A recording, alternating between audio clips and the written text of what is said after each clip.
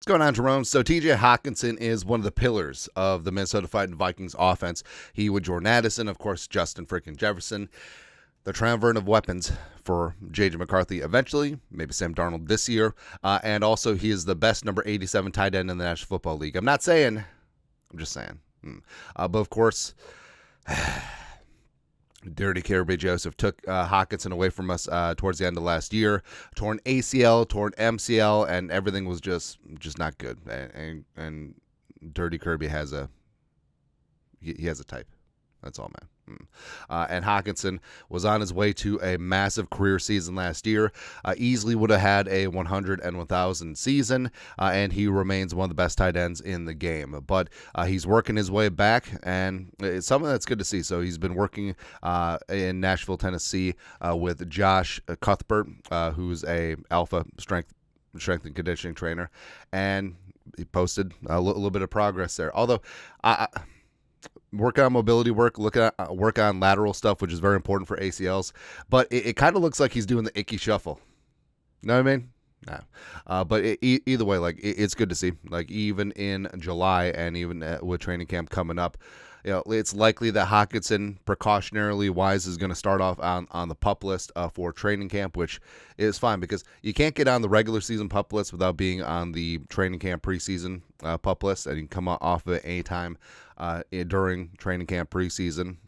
But for the regular season, you would miss 4 weeks. But I'm really not stressing about Hockenson. Like, he gets back when he gets back. And Cuthbert, Cuthbert's great because he works with a number of NFL players and obviously gets some great results. Here's working with Jumpin' George Kittle. Well, not I was going to say star of receiver, but we know who the star of the receiver documentary is. And also Hockenson.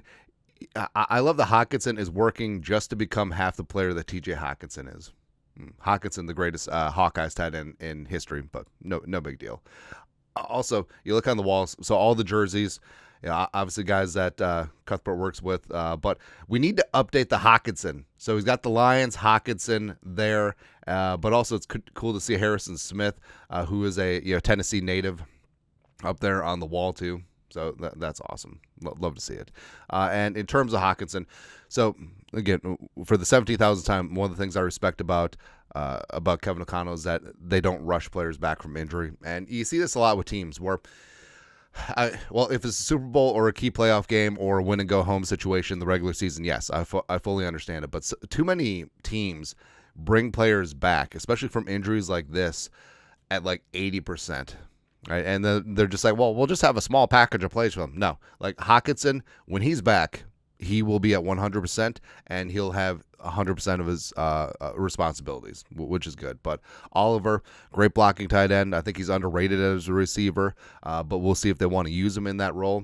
They brought in Bobby Tonyan, who has had monster seasons in the past. Johnny Munt, they have a ton of experience with. Nick Muse is coming back from a knee procedure of his own. And also, don't sleep on the move of N'Keal Harry from receiver to tight end, where N'Keal Harry was always a great blocking receiver. And also, if you're able to get really good matchups with him, he's too fast for a linebacker. He's too big for a safety. So that could be something to look for as well. But like I said, I'm not pushing for Hockenson to get back at any timeline and whatever. Like, when he's back, he's back. But I will say, for Hockenson, like, when he comes back in terms of fantasy value, like, I would draft Hockenson and hang on to him. Maybe put him in the IR spot if your league allows it. But because I think, like I said, when he gets back, he's going to be at 100%, and he's going to be rolling, and he is going to be that tight end one on this team. And also, you look at weeks 13 through 17, late in the fantasy season, getting into the playoffs, he's got 4 to 5 games at home.